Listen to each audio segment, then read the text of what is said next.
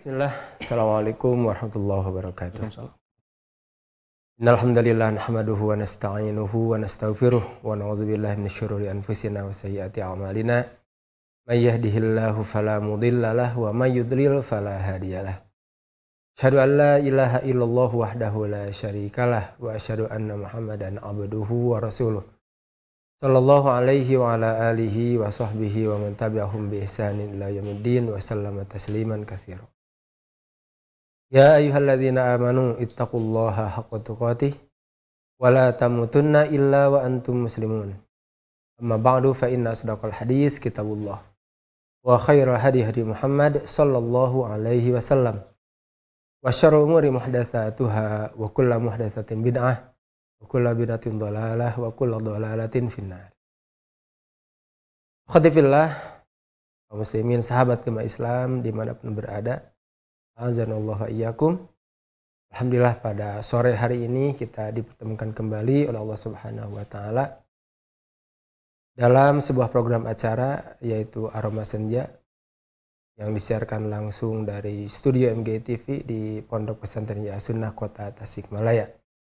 Semoga melalui program ini kita semua mendapatkan tambahan ilmu pengetahuan, dan ini juga mudah-mudahan menjadi sebab bertambahnya keimanan dan ketakwaan kita kepada Allah Subhanahu wa ta'ala.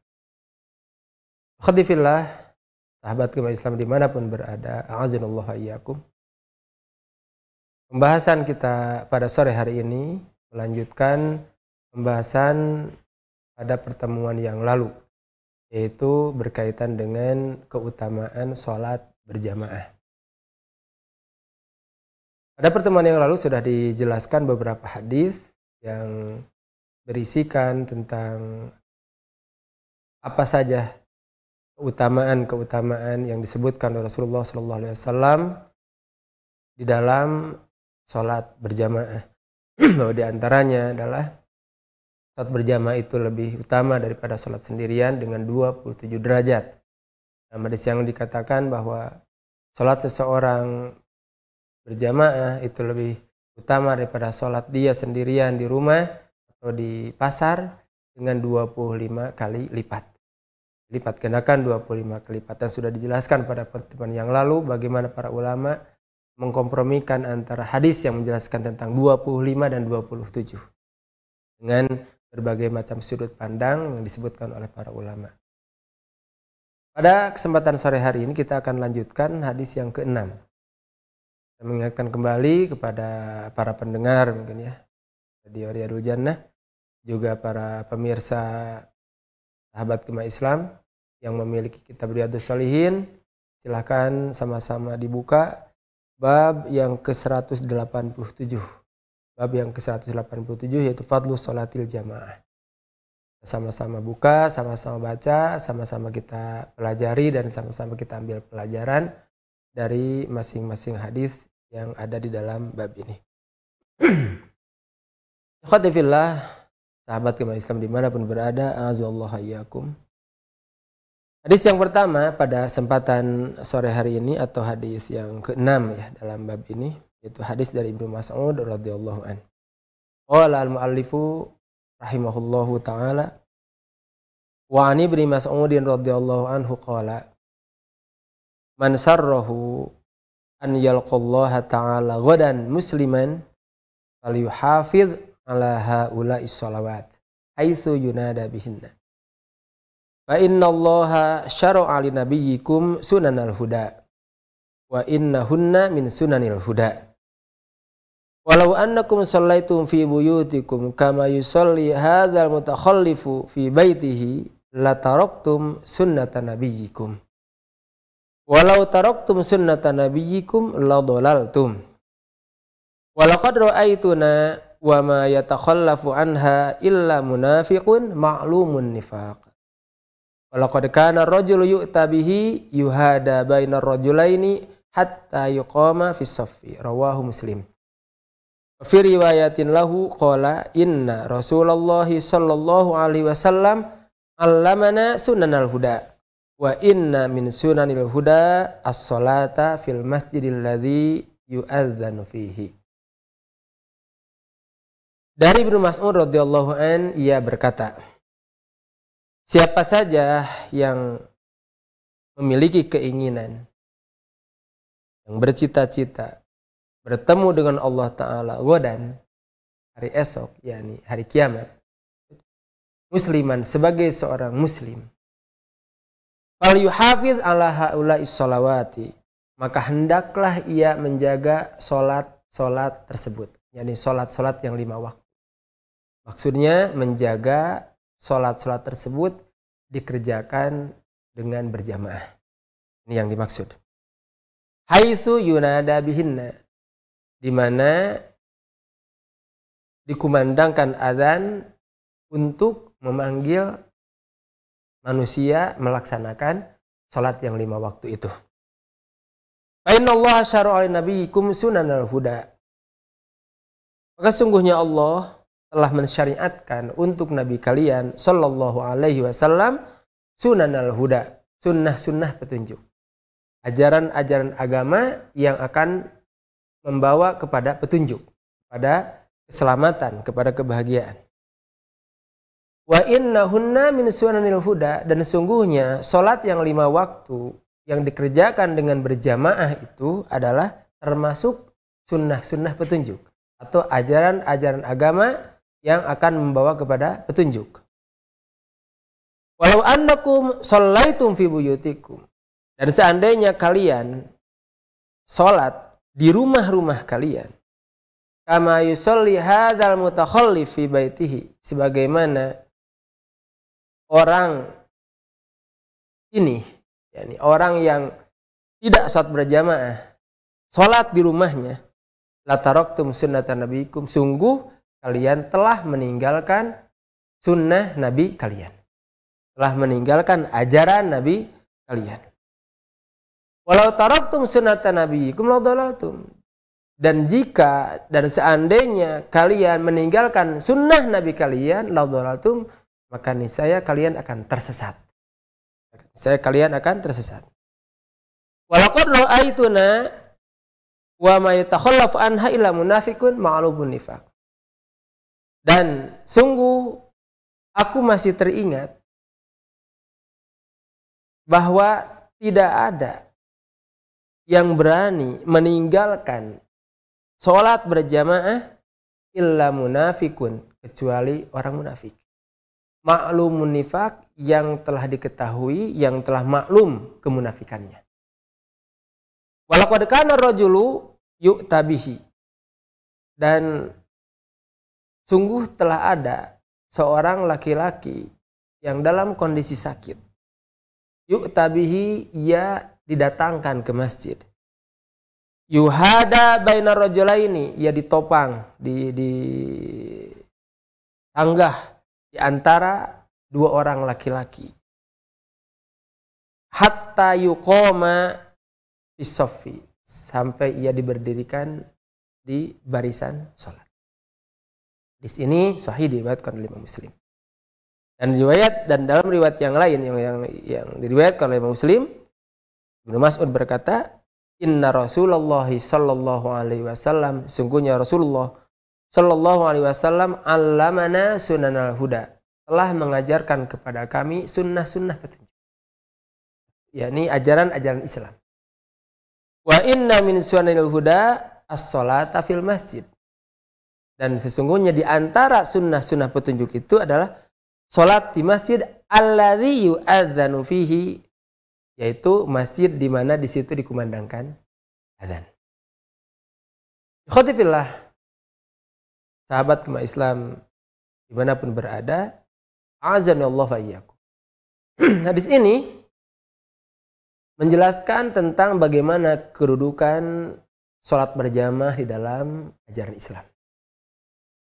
Ibnu Mas'ud menjelaskan dengan jelas hal tersebut, bahwa siapa saja yang bercita-cita, yang sangat menginginkan untuk bertemu dengan Allah nanti pada hari kiamat sebagai seorang muslim yang sejati, maka hendaklah dia menjaga salat yang 5 waktu, yakni salat yang wajib. Zuhur, asar, maghrib, isya, dan subuh. Menjaga sholat yang 5 waktu dengan berjamaah. Di mana untuk setiap sholat yang 5 waktu ini dikumandangkan azan. Artinya manusia setiap waktu itu diajak, dipanggil untuk ke masjid untuk melaksanakan sholat dengan berjamaah. Lalu beliau juga menjelaskan bahwa Allah Subhanahu wa taala telah mensyariatkan kepada Rasulullah sallallahu alaihi wasallam berbagai macam petunjuk agama, berbagai macam petunjuk, berbagai macam sunnah, berbagai macam ajaran yang itu adalah yang akan membawa seseorang kepada keselamatan, itu adalah menjadi petunjuk. Artinya yang bertentangan dengan ajaran-ajaran ini, maka dia akan tersesat. Akan tersesat. Di antara sunnah-sunnah petunjuk itu, di antara ajaran-ajaran agama yang diajarkan, yang disyariatkan oleh Allah Subhanahu wa taala kepada Rasulullah sallallahu alaihi wasallam adalah menjaga sholat berjamaah untuk yang 5 waktu. Menjaga sholat yang 5 waktu dengan berjamaah. Itu di antara ajaran yang diajarkan oleh Rasulullah sallallahu alaihi wasallam yang itu akan membawa seseorang yang mengerjakannya kepada petunjuk. Maka kata beliau, seandainya kalian tidak mengikuti petunjuk ini, tidak mengikuti ajaran ini, tidak sholat berjamaah di masjid, tapi dia sholat di rumah, padahal dia mendengar azan, rumahnya berarti dekat dengan masjid, karena tidaklah terdengar suara azan seorang muadzin kecuali rumahnya dekat masjid, begitu, dekat masjid. Karena bahasa mendengar azan itu bukan mendengar dengan mikrofon, bukan, tapi mendengar dengan suara yang biasa, yang normal tanpa mikrofon. Seorang muadzin kan di antara syaratnya istilahnya gitu ya, atau di antara anjuran seorang muadzin adalah suara yang lantang, suara yang keras, sehingga ketika azan orang-orang sekitar masjid mendengar gitu. Kalau muadzin suaranya lemah lembut istilahnya gitu ya, ya nggak ada orang yang dengar kecuali mungkin orang yang dekat dengan dia gitu. Gitu ya. Seperti itu. Tapi dia harus dengan suara keras sehingga orang-orang yang di dekat masjid itu mendengar suara azan dia, gitu. Nah, orang yang mendengar azan ketika dikumandangkan dari masjid, tetapi ia tidak berangkat ke masjid untuk melaksanakan sholat berjamaah, padahal dia tidak punya uzur, tidak punya alasan untuk tidak sholat berjamaah, gitu ya.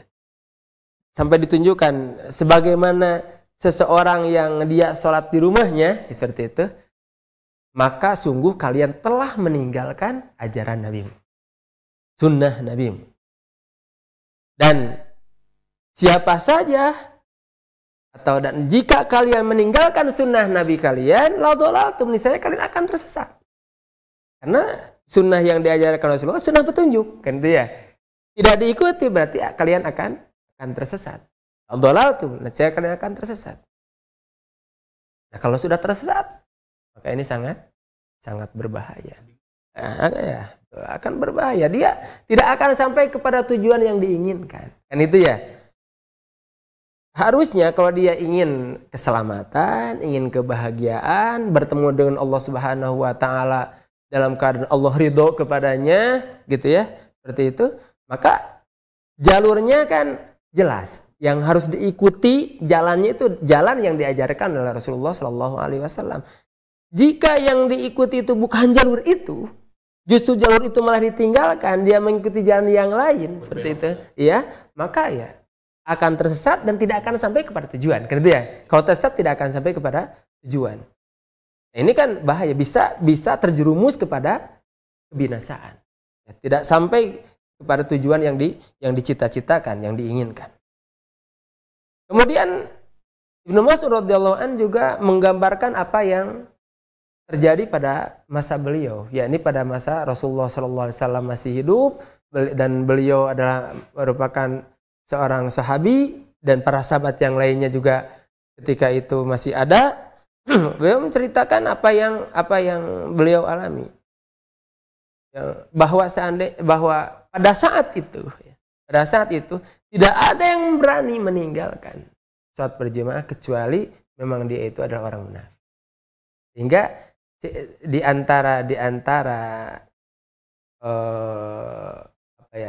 tanda atau ciri ya, mungkin ketika orang mau mewaspadai ini siapa sih di antara kaum muslimin yang munafik ini, kan Rasulullah tidak memberitahu siapa saja yang termasuk orang munafik. Nah, di antara cirinya yang dilihat mungkin orang kok mana nggak sholat berjamaah. Nah, gitu. Sehingga ketika itu orang yang tidak sholat berjamaah akan dituduh bahwa dia jangan-jangan dia adalah orang munafik. Ya, dicurigai bahwa dia ini adalah seorang yang munafik. Sehingga dikatakan muttaham gitu, orang yang tertuduh, orang yang dicurigai bahwa dia seorang munafik. Maka dikatakan tidak ada yang meninggalkan sholat berjamaah illa munafikun ma'lumun nifaq. Nah, seperti itu. Bahkan orang sakit sekalipun pada saat itu sampai dibopong istilahnya gitu ya.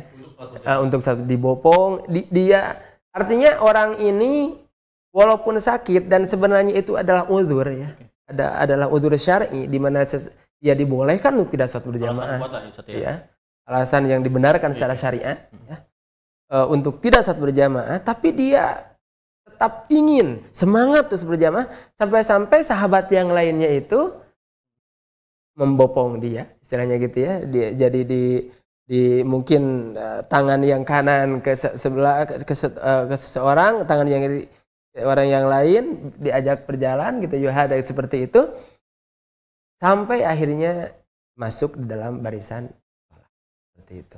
Ini pertama dia memang terdorong oleh apa yang dijanjikan Rasulullah SAW dengan keutamaan saat berjamaahnya.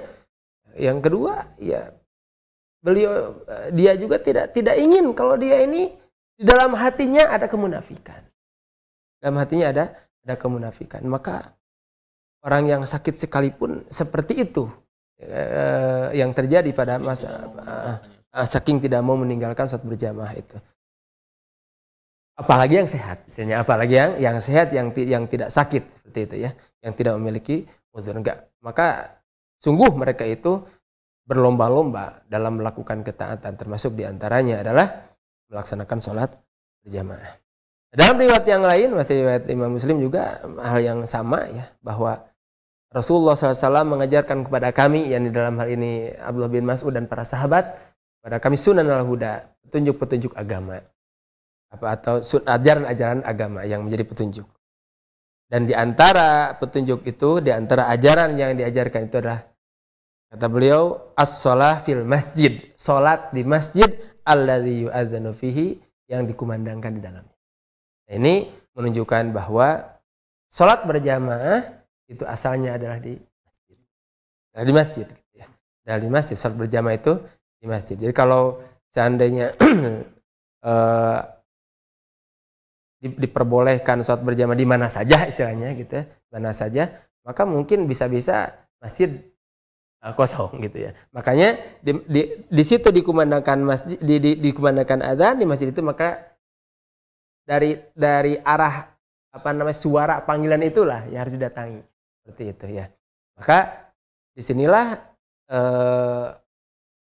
sebagai dalil ya bahwa sholat berjamaah itu adalah sesuatu yang wajib, dan ini termasuk dalil yang menguatkan ulama yang menyebutkan bahwa hukum sholat berjamaah adalah wajib.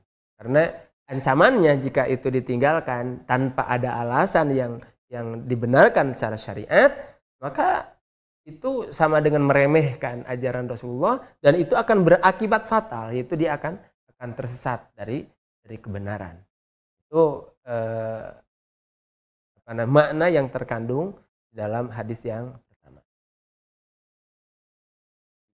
Jadi intinya sholat berjamaah adalah petunjuk. Kalau kita ingin menuju jalan yang kita inginkan, otomatis kita harus mematuhi petunjuk-petunjuk yang ada, Ustaz. Nah, tadi juga Ustaz menjelaskan soal uzur, Ustaz. Ini menarik dan memang saya sendiri pernah dengar bahwa Allah itu menyukai kita untuk mengambil sebuah uzur, Ustaz. Ustaz mungkin pernah dengar, dan koreksi kalau misalkan redaksi yang saya sebutkan salah, tapi intinya Allah itu sangat menyukai kita kalau kita mengambil uzur yang diberikan oleh Allah Subhanahu wa taala. Nah, seandainya nih Ustaz, seandainya di suatu lingkungan di rumah hujan besar, terus kumandangkan sholat asar. Apakah itu termasuk uzur, Ustaz? Untuk nggak ke masjid? Kadang ada kan uzur hujan besar. Nah, tapi yang dijelaskan sama Ustaz yang sahabat ya, yang sakit itu, berarti di sana kan sakit pun sampai diusahain. Nah, jadi saya memahaminya seperti ini. Untuk yang uzur ini, berarti sebisa mungkin kita usahakan dulu. Kalau memang sudah tidak bisa, mungkin baru kita ngambil uzur itu, atau seperti apa, Ustaz? Ya, barakallahu fiik. Ya, berkaitan dengan uzur atau alasan yang diperbolehkan secara syar'i, memang diantaranya sakit. Diantaranya sakit yang diperbolehkan. Artinya sakit yang tidak memungkinkan baginya untuk melangkahkan kaki berjalan menuju ke itu akan terjadi masyaqqah, terjadi kesulitan bagi dia dan mungkin membawa kepada madarat. Kalau sakit, Ustaz. Kalau sakit sudah jelas entah pusing atau pingsan nanti ya, seperti atau itu. apa. Nah, kalau misalkan berkaitan dengan hujan juga termasuk di antara uzur. Hujan yang lebat ya, hujan deras seperti itu. Maka ketika hujan lebat, walaupun terdengar azan berkumandang memanggil untuk ke masjid gitu ya, seperti itu, diperbolehkan bagi dia untuk tidak sholat berjamaah. Meskipun ada payung, Ustaz. Meskipun ada payung. Oke, meskipun bisa mipir sisi. Meskipun. Oke. Hak pada dasarnya boleh. Pada dasarnya boleh. Boleh. Bagaimana kalau tetap kita berangkat? Entah pakai payung, karena ada payung atau mipir, atau misalnya ya mimpi bahasanya ya di mungkin ada ya di sisi rumah gitu, seperti itu, apalagi dekat lah gitu. Masjidnya gitu, dekat sekali gitu, hanya terhalang 1, 2 atau 3 rumah gitu, sangat dekat sekali, maka tetap dia akan mendapatkan keutamaan sholat berjamaah. Nah, seperti itu. Tapi dia tidak tercela, tidak berdosa kalau dia tidak mengambil hal itu. Kalau dia tidak berangkat untuk ke masjid, karena itu termasuk pilihan, betulnya, termasuk uzur yang dibenarkan di dalam syariat, yaitu hujan yang deras seperti itu. Jadi bisa pilih antara satu dari kedua itu. Memilih untuk yang ini tentunya ilah atau alasan diperbolehkannya itu kan adalah sesuatu yang itu membuat madarat atau masyaqqah bagi dia, kesulitan atau madarat ya, bahaya bagi dia. Seandainya itu hujan deras, dia memaksakan ke masjid, misalkan gitu ya, tanpa ada payung, rumahnya juga cukup jauh, basah kuyup sampai di masjid, kan madaratnya besar. Bagi dia mungkin akan kedinginan menggigil tubuhnya, akan menjadikan masjid juga basah dan lain sebagainya. Maka bagi dia di rumah sudah mendapatkan rukhsah dan mungkin bukan mengambil uzur, mengambil rukhsah. Itu maksudnya, mengambil keringanan yang Allah berikan ya. Mengambil keringanan yang telah Allah berikan, seperti itu. Baik, Masya Allah, Ustaz. Satu lagi, Ustaz. Sebelum kita break, Ustaz mengatakan bahwa sholat berjamaah itu di masjid. Seandainya ada suatu keadaan di mana misalkan tadi kan sholat berjamaah kita akan mendapatkan 25 apa tadi? 25 atau 27 derajat. Iya, 27 derajat. Oke, ketika di masjid berjamaah. Tapi misalkan ketinggalan nih, Ustaz. Ketinggalan. Katakanlah misalkan ada di sebuah kantor. Dimanapun itu ketinggalan, terus akhirnya berjamaah. Tapi di kantor tersebut. Kantor itu. Tapi bisa 5 orang, bisa 4 orang. 25 atau 27 derajat itu akan dapat nggak, Ustaz? Karena kan di situ wajibnya di masjid. Ini tetap berjamaah meskipun di masjid karena ketinggalan. Atau meskipun ketinggalan tetap kita harus di masjid. Atau seperti apa, Ustaz? Barakallahu fiik. Masya Allah pertanyaannya ya. Karena memang kadang problematika seperti itu. Betul sekali, betul sekali. Tadi disampaikan bahwa asalnya sholat berjamaah itu di masjid. Berarti kan ada beberapa hal, kondisi-kondisi tertentu ya. Sekarang dia misalnya tidak bisa meninggalkan tempat yang dia kerja. Misalnya dia sebagai perawat. Nggak bisa meninggalkan orang yang sedang dirawat, pasiennya. atau dia dokter yang harus memeriksa atau apalah begitu pekerjaan yang apabila dia tinggalkan itu akan membawa mudarat. Akan membawa mudarat bagi dirinya atau bagi orang lain. Gitu ya. Seperti itu. Nah, bagi dia maka tidak mengapa tidak ikut sholat berjamaah di masjid. Ternyata misalnya kan bisa dilakukan secara bergantian. Ada yang bisa ke masjid, ada yang tidak. Nah, yang tidak bisa ke masjid ini tergantikan oleh yang baru datang dari masjid. Seperti itu ya. Jika dia bisa melakukan sholat berjamaah pada saat itu dengan orang-orang yang memang tertinggal sholat berjamaah, maka itu diperbolehkan. Silahkan. Meskipun nggak di masjid. Meskipun tidak di masjid, di tempat itu. Tapi jika dia ingin mengerjakan sendiri-sendiri juga tidak mengapa. Tidak mengapa. Di antara para ulama mengatakan sholat berjamaah lebih baik. Karena ada dalil berkaitan dengan Ibnu Mas'ud radhiyallahu an dengan dua orang sahabat ketika itu berangkat ke masjid, tiba-tiba di perjalanan ketemu dengan salah seorang sahabat sudah pulang dari masjid, sudah selesai sholat bersama Nabi, kan gitu. Maka Ibnu Mas'ud radhiyallahu an mengajak dua temannya ke rumahnya, lalu sholat berjamaah di rumahnya. Dengan syarat tadi, sholat berjamaah di masjid sudah selesai, nah, gitu selesai. Tapi seandainya dia mau datang ke masjid, sholat di masjid, tetap dia tidak datang ke masjid melaksanakan sholat di masjid, itu juga diperbolehkan. Mau sendiri-sendiri ataupun dengan berjamaah. Seperti itu. Sendiri-sendiri silakan, berjamaah juga tidak. Baik, Masya Allah. Berarti izinkan saya menyimpulkan Ustadz untuk yang kedua pertanyaan ini. Berarti kita harus melihat uzurnya itu seperti apa dulu berarti ya Ustadz ya. Antara di masjid sholatnya atau tidaknya kita ikut berjamaah di masjid. Jadi tergantung dari uzur tersebut. Alhamdulillah kita akan membahas hadis kedua Ustadz berkaitan dengan apa Ustadz? Tadi hukuman atau apa sih? Berkaitan dengan akibat mungkin. Akibat ya? Orang tidak berjamaah mungkin Ustaz. Nah, itu seperti apa Ustaz akibatnya? Iya, kita jelasnya kan. Langsung aja Ustaz. Iya, baik. Seperti itu. Ya. Alhamdulillah, sahabat umat Islam dimanapun berada, azallahu iyyakum. Kita masuk pada hadis yang terakhir dalam bab ini yang dibawakan oleh Al-Imam An-Nawawi rahimahullah ta'ala. Hadis yang ke-7, hadis yang ke-1070 ya. Kalau dihitung dari hadis pertama di awal bab ya. Wa Nabi Darda radhiyallahu anhu qala sami'tu Rasulullah sallallahu alaihi wasallam yaqulu ma min thalathatin fi qaryatin wala badwin la tuqamu fihimus salatu illa qad istahwadha alaihimus syaitan. Alaikum bil jamaah. Fa inna ma ya'kulu dhi'bu minal ghanamil qasiyah. Rawahu Abu Dawud bi isnadin hasan. Dari Abu Darda radhiyallahu an ia berkata, aku mendengar Rasulullah sallallahu alaihi wasallam bersabda, tidaklah ada 3 orang dalam sebuah negeri atau di sebuah daerah, wala badwin atau di sebuah pedalaman. Itu pedalaman.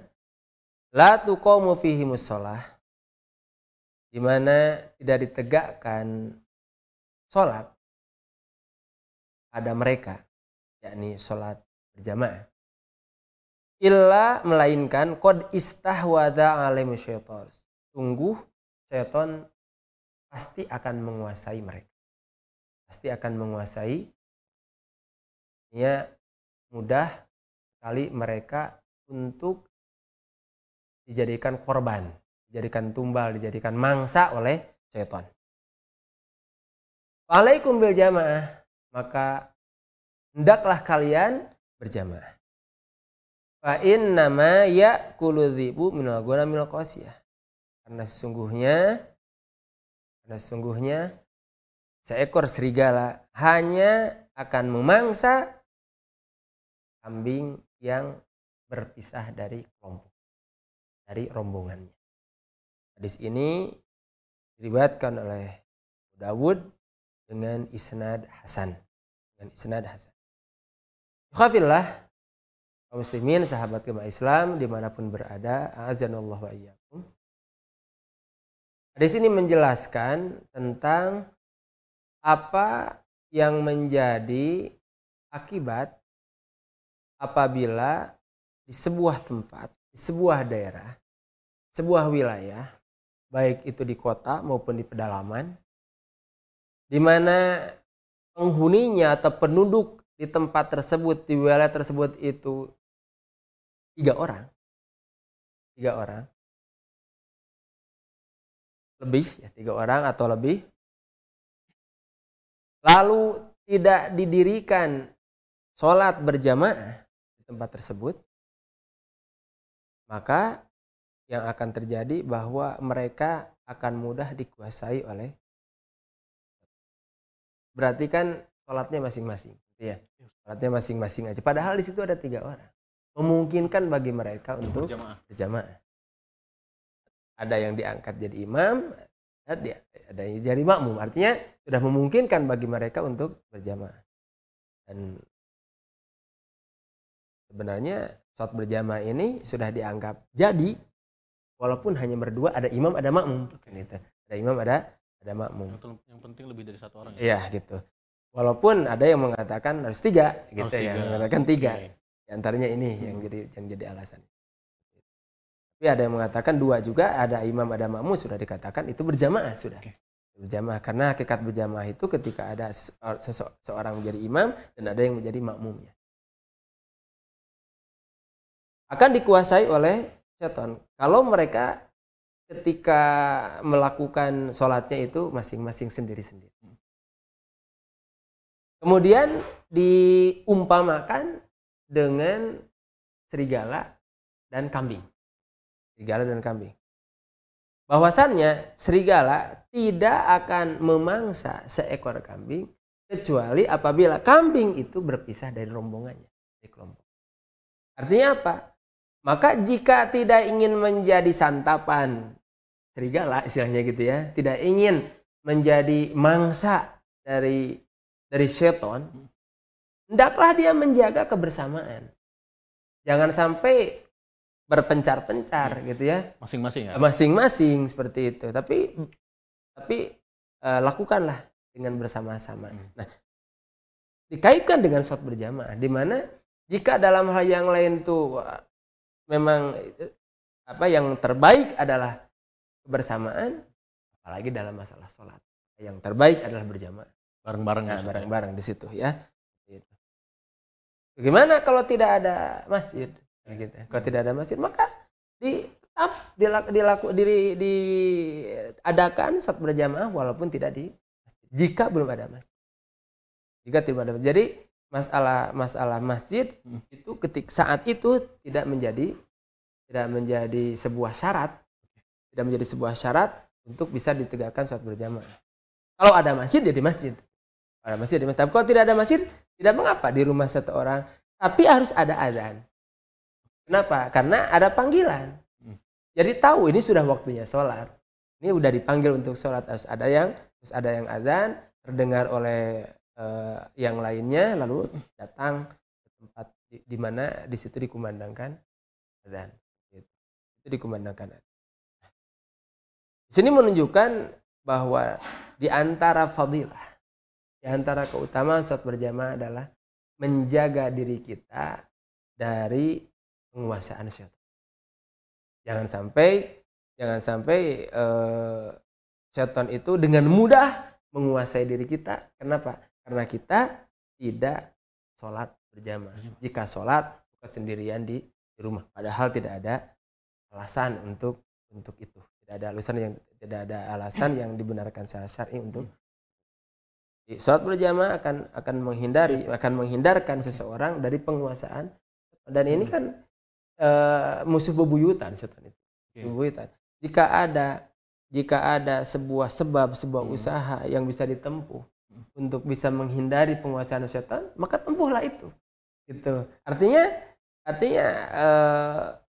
orang yang sholat senantiasa berjamaah itu dia tidak akan mudah gitu dikuasai oleh tidak akan mudah dikuasai oleh setan. Walaupun mungkin ketika di tempat-tempat yang lain atau pada saat-saat tertentu setan bisa saja cuma orang yang melaksanakan sholat berjamaah sudah melakukan sebuah upaya, sebuah usaha bagaimana dia menyelamatkan diri dari penguasaan. Berarti setan. Itu di antara keutamaannya. Bisa dikatakan sholat berjamaah ini benteng ya, Ustaz? Betul. Benteng. Apalagi kan syaitan ini hidup lebih lama daripada kita. Dia lebih berpengalaman ya Ustaz ya. Jadi kita salah satu Rasulullah memberikan petunjuk kepada kita untuk berbenteng dari godaan syaitan ini. Iya, betul. Ada yang namanya sholat berjamaah ya Ustaz. Iya, betul. Dan tadi juga Ustaz mengatakan sholat berjamaah lah biar bersatu gitu Ustaz. Iya. Berarti tercerai berainya kita itu mungkin satu efeknya dari Tidak sholat berjamaah. Dan mungkin ada kaitannya dengan ketika Islam jaya itu ketika sholat subuh seperti sholat Jumat. Nah, seperti Ini itu. kaitannya sama seperti itu ya Ustaz ya? Bisa jadi seperti itu. Jadi intinya bahwa kemenangan, kejayaan Islam ini ada yang mengatakan diawali dari masjid. Jadi dari masjid itu bagaimana mereka itu bersama-sama dalam melaksanakan sholat, melaksanakan terutama ya sholat yang paling berat yaitu sholat isya dan sholat subuh. Isya dan sholat subuh itu sholat yang paling berat dirasakan oleh orang-orang munafik. Orang munafik kan selalu berusaha menampakkan dirinya sebagai seorang muslim. Di antaranya ikut sholat, gitu ya. Di antaranya karena kalau tidak akan dicap munafik kan itu, akan ketahuan munafik. Yang paling berat bagi mereka apa? Dan subuh. Ada bab khusus berkaitan subuh dengan ngantuk Ustaz. Masih ngantuk. Gitu. Isya juga kagok Ustaz. Sama udah lelah. Udah lelah gitu, gitu seperti itu, udah waktunya tidur istilahnya ya. Subuh masih kena untuk dingin dan lain sebagainya. Iya. Baik Ustaz, dan juga tadi menyinggung soal munafik Ustaz. Kembali lagi ke sana. Jadi anak tuh ke-trigger ke sana. Munafik ini, salat ini adalah salah satu ciri orang munafik. Ketika misalnya ada di lingkungan pertemanan kita, tahuan dia jarang, enggak sama sekali sholat berjamaah. Apakah kita bisa mengatakan dia munafik? Mungkin secara pribadi saja. Ya. Wallahu a'lam ya. Kalau dulu memang sulit ya membedakan mana munafik, mana bukan munafik pada masa sahabat itu karena berdampingan mereka itu ya. Sekarang pun sulit Ustaz. Seperti apalagi itu. di media sosial. Sehingga ya untuk istilahnya itu masing-masing justru merasa khawatir untuk dirinya. Jangan-jangan saya termasuk orang munafik yang dan lain sebagainya. Kita nggak tahu kenapa. Karena waktunya perang mereka ada. Waktunya sholat mereka ada dan lain sebagainya. Karena munafik itu kan orang yang menampakkan keislaman, menyembunyikan kekafiran. Nah, sekarang apakah kita akan mencap orang yang tidak sholat berjamaah sebagai orang munafik? Sah-sah aja kalau memang seperti itu ya. Sah aja seperti itu. Walaupun ya istilahnya belum tentu ya. Karena apa ya? Kalau misalkan orang yang sekarang ini dia nggak sholat berjamaah, bisa jadi dia adalah sebenarnya orang Islam, gitu ya, orang Islam tapi malas untuk sholat berjamaah. Jadi seperti itu, di malas dia sholat berjamaah itu malas gitu. Kalau dulu dijadikan ciri karena orang munafik itu sholatnya itu malas memang. Orang munafik itu sholatnya itu walaupun dia sholat tapi malas. Gitu. Wa idza qamu ila sholati qamu kusala. Apabila mereka menegakkan sholat, mereka melaksanakannya dengan malas. Yura'unan nas dan ingin dilihat oleh manusia. Iya gitu oleh Rasulullah dan para sahabat supaya dikatakan dia sholat berarti dia muslim. Jadi cuma celincing cat doang gitu seperti itu. Jadi memang ya itu karena tujuannya juga ingin menyelamatkan diri. Ya, kalau munafik orang dulu masih sholat berjamaah lagi sholatnya kan itu ya. Karena itu tadi gitu. Kalau sekarang memang sulit membedakan mana orang munafik mana yang tidak munafik karena kata seperti itu. Hanya saja kita sebagai seorang muslim, seorang yang mukmin gitu ya, menyatakan diri beriman, menyatakan diri mengikuti ajaran Rasulullah Sallallahu Alaihi Wasallam. Di antara mungkin cara bagaimana supaya kita terlepas dari sifat kemunafikan seperti itu, maka harus bisa melawan kemalasan berkaitan dengan sholat berjamaah. Mudah-mudahan dengan kita rajin sholat berjamaah ini kita akan terhindar dari sifat atau penyakit nifak